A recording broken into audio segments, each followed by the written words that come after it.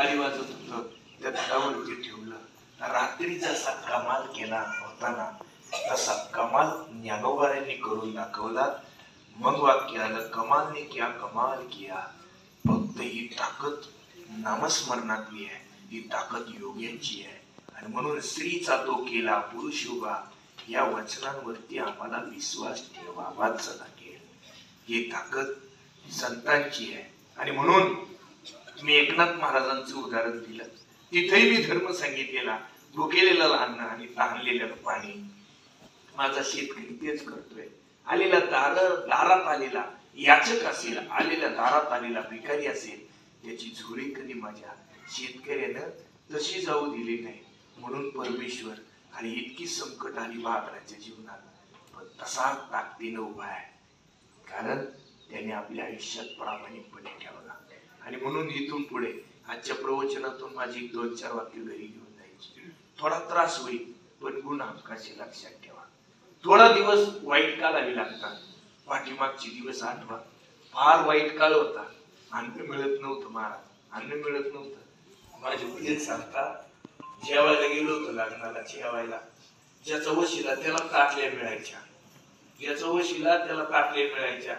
महाराज 9 वाजता लग्न लागलं, 10-10:30 पंक्ती बसल्या, 11 वाजता बोलवणी आलं, 12-12:30 पुरी आल्या, गरम मिरची नेली होती, 2 वाजता श्लोक झाला.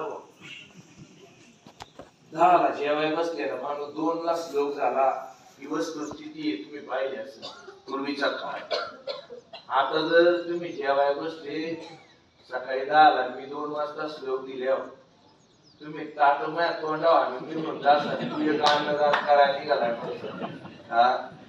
बाबांनो, काळ बदलला, काळ बदलला, माणसं बदलली. पाया पडतो तुमच्या. आता आपल्याला कुठंतरी परिवर्तन करून घ्यायचंय. कशाच? पहिला आपल्याला शरीराला पहिला प्रेफरन्स द्यायचा आहे. तुमच्या माझ्या सगळ्यांच्या आहारातून काय गेलंय? ज्वारीची भाकर गेली आणि कडधान्य गेले. त्याचा परिणाम शरीरावरती व्हायला लागला. आजच्या प्रवचनातला पहिला संदेश, माझं मागचं सगळं प्रवचन विसरला तरी चालेल, पण मी संदेश देतोय ना, हे संदेश विसरू नका.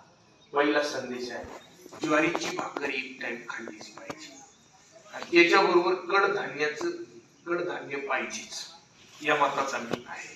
सगळ्या वयोवृद्धांना विनंती आहे, आता तुमचं शरीर पंचपक्वान्न खाण्याचं राहिलेलं नाहीये. हा, पंचपक्वान्न खाण्याचं राहिलेलं नाही.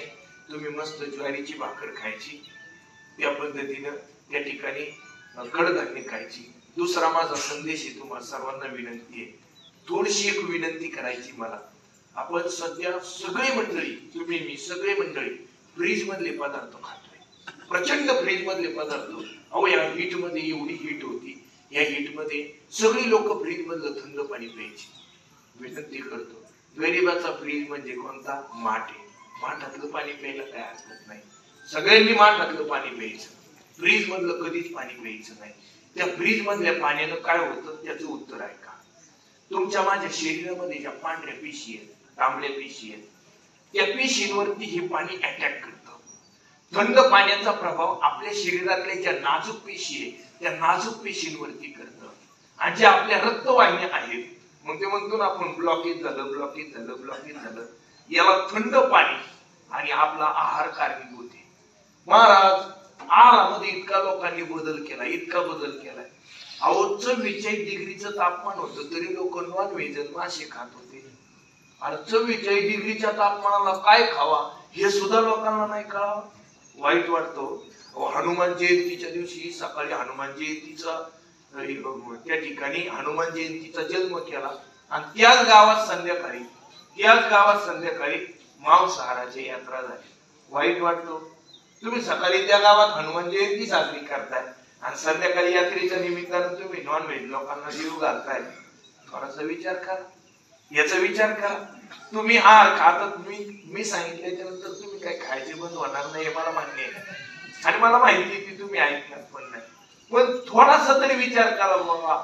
शीत पहा, थोडासा वार पहा, खायची वेळ पहा, सकाळचं तापमान पहा, कोणत्या तापमानात कोणते पदार्थ खावे याला काही लिमिट दिलेलं आहे शरीराने सुद्धा. काही खायचं मग आजारी पडलं देवाने आमचं वाटोळ केलं. हा देव कशाला कोणाचं वाईट करत का? या जगात देव कधीच कोणाचं वाईट करत नाही. आपली कर्म चुकली ना देव चटका देतो महाराज. हा आणि असा चटका दिला महाराज. कर्म चुकली, कर्म चुकू देऊ नका. आहारामध्ये एवढा बदल करू देऊ नका. हनुमान जयंतीच्या दिवशी मोकार बाजाराने खाल्लं. यात्रा होती, बैल ते पाहिले, संध्याकाळी तमाशा पाहिला. 2-4 टाइम चांगलं खाल्लं. 2-4 पाहुण्यांचं आमंत्रण होतं. तरी हे गडी असे खाणारे एका ठिकाणी जेवण भागत नाही त्यांचं. 5-6 ठिकाणी जेवायच्या. मोकार जेवलं, तमाशा पाहिला, पेलेलं होतं. येता येता कंटेनरला धडकलं आणि त्याच्या दाव्याला महाप्रभू वचन ठेवलं. अख्ख पेताड ते त्याच्या दाव्याला महाप्रभू वचन ठेवलं. आता आम्ही जरा मेळ पाहून बोलावं का नाही. हे पेलेलं होतं, हे मेले. आम्ही म्हणलं हे आदर्श व्यक्ती महत्व झाले ना. या परिवाराला जे काही दुःख झाले खाली वारकरी पाहायलाच लागले नाही. त्याला अख्खा बेवडा मेलाय आणि महाराज म्हणतो आदर्श व्यक्ती म्हणतो. वा वा वा वा. महाराज कोणी तारीख दिली काय नो महाराजांना. ते प्रवचन झाले मला चांगला नाश्ता खाऊ घातला त्यांनी हॉटेलमध्ये. खा महाराज. खाऊ घातलं, गाडीत बसाय गेलं. म्हणले महाराज प्रवचन छान करतावर पण माणूस कसा मेला यादी माहिती घेऊन बोलायचा. तुम्ही बेवड्याला आदर्श म्हणताय राव, याला काय अर्थ आहे का? तेव्हापासून मी जाव्याच्या प्रवचनाची तारीख आली ना कोणाला हा नाही म्हणत, अख्खी माहिती विचारून घेतो मग हा म्हणतो. काय गॅरंटी माणसं सोयीची माराणीच त्याच्यामुळे बोलायचं तरी काय. त्याच्यामुळे आपली ज्ञानेश्वरी ऐका. आहारामध्ये चांगलं आहार घ्यावा.